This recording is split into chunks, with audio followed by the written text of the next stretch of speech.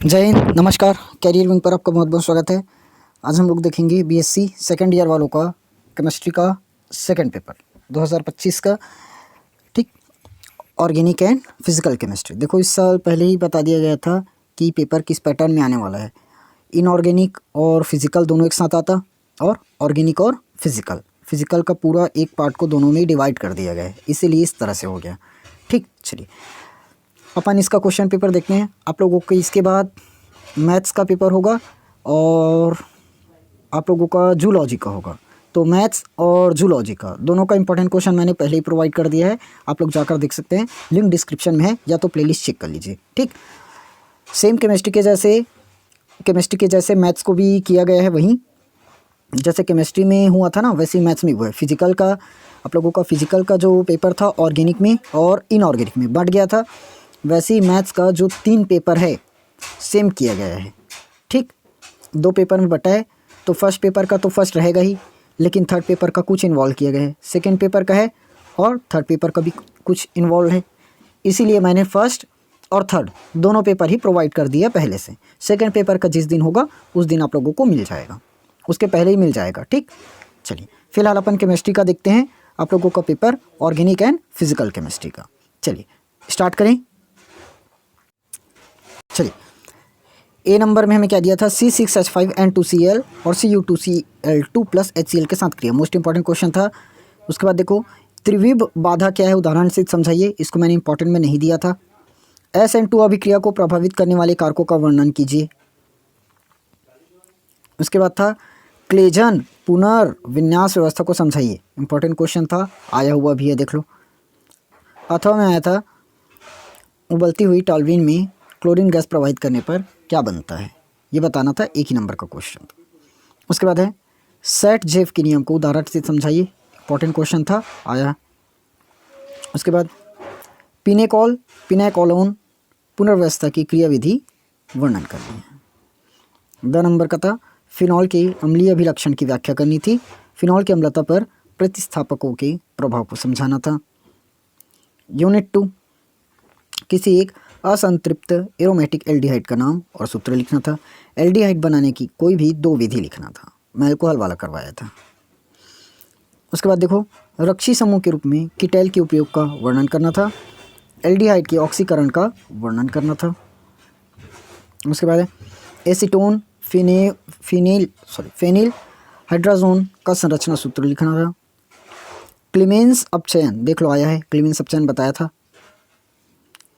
उसके बाद formaldehyde, acetaldehyde व एसीटोन के साथ अमोनिया की अभिक्रिया दर्शाना था।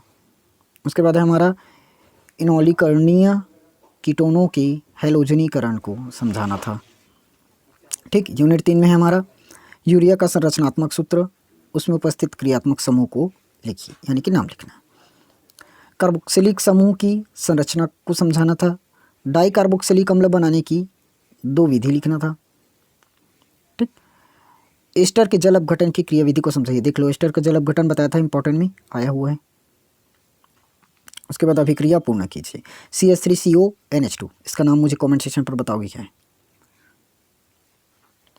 बी नंबर में शॉर्टन बॉमन अभिक्रिया, मैं बोला था पूरा का पूरा नेम रिएक्शन कर लेना, ज़रूरी नहीं है जो मैं बता रहा हूँ वही आ जाए, क्योंकि नेम रिएक्शन आ सकता है पूरे का पूरा, और पूरा का पूरा 12th का बोला था। जितना भी आप लोग 12th में नेम रिएक्शन पढ़े हो उन्हीं को पढ़ लेना करके। शॉर्टन बॉमन 10th में पढ़े थे, क्लीमेंस अपचयन भी उसी में था। एलिफैटिक कार्बोक्सिलिक अम्लों की प्रबलता पर प्रतिस्थापक के प्रभाव का वर्णन। टार्टरिक अम्ल की किन्हीं 2 विधियों का वर्णन बनाने की ना। पिक्रिक अम्ल का संरचना व सूत्र देख लो, ये भी आप लोग 12th में पढ़कर ही आए हो। अम्लीय माध्यम में नाइट्रोबेंजीन के अपचयन को समझाइए। उसके बाद देखो, एनिलीन एसिटानिलाइड से अधिक क्षारीय है, क्यों, कारण समझाना था। गैब्रियल थैलामाइड संश्लेषण व हॉफमैन ब्रोमोमाइड को लिखिए। 3 नंबर। देखो, पूरा का पूरा जितना बताया था उतना है। मैं आप लोग को नेम रिएक्शन बोला था, नेम रिएक्शन इतना सारा क्वेश्चन मिल गया, 6 से 7 नंबर वहीं खींच दिया। आगे क्या होता है जब नाइट्रोएथेन का LiAlH4 द्वारा अपचयन किया जाता है। उसके बाद पैरानाइट्रोएनिलीन एनिलीन की अपेक्षा दुर्बल क्षारक है, समझाइए। उसके बाद देखो, युग्मन अभिक्रिया आ गया फिर से, क्युप्लिंग। नाइट्रोबेंजीन बनाने की प्रयोगशाला विधि का वर्णन कीजिए।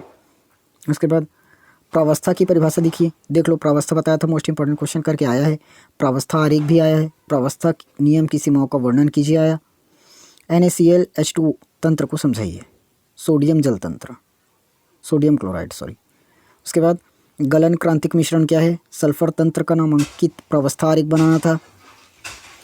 उसके बाद बोला है हिम मिश्रण पर संक्षिप्त टिप्पणी लिखना था। क्लॉसियस क्लैपेरॉन समीकरण व्युत्पन्न, देख लो क्लॉसियस क्लैपेरॉन का समीकरण मोस्ट इंपॉर्टेंट क्वेश्चन आया है। यूनिट 6 में हमारा है किसी एक द्वितीयक संदर्भ इलेक्ट्रोड का नाम लिखिए।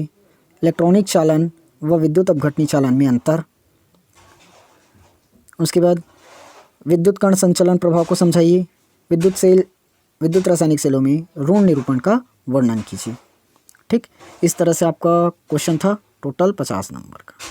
आई होप सब लोगों ने पेपर अच्छा से बनाया होगा। आप लोगों का जूलॉजी और मैथमेटिक्स का पेपर अपलोड हो जाएगा, आप लोग जाकर देख सकते हैं। जूलॉजी वालों को अपलोड हो चुका है और मैथ्स का सेकंड पेपर कुछ ही देर में अपलोड फर्स्ट पेपर कुछ ही देर में अपलोड होगा और थर्ड पेपर आज शाम को आप लोगों को मिल जाएगा मैथमेटिक्स का। ओके, जाइए और तैयारी कीजिए पूरे इंपॉर्टेंट क्वेश्चन के साथ। अगर वीडियो अच्छी लगी तो लाइक ज़रूर करना, अपने दोस्तों के साथ शेयर करना और चैनल को सब्सक्राइब ज़रूर कर लेना। और जितने भी एग्ज़ाम बचे हैं उन सबका इंपॉर्टेंट क्वेश्चन आपको इस चैनल पर देखने को मिल जाएगा, साथ में क्वेश्चन पेपर भी मिलेगा। ओके, चलिए मिलेंगे हम लोग नेक्स्ट वीडियो में।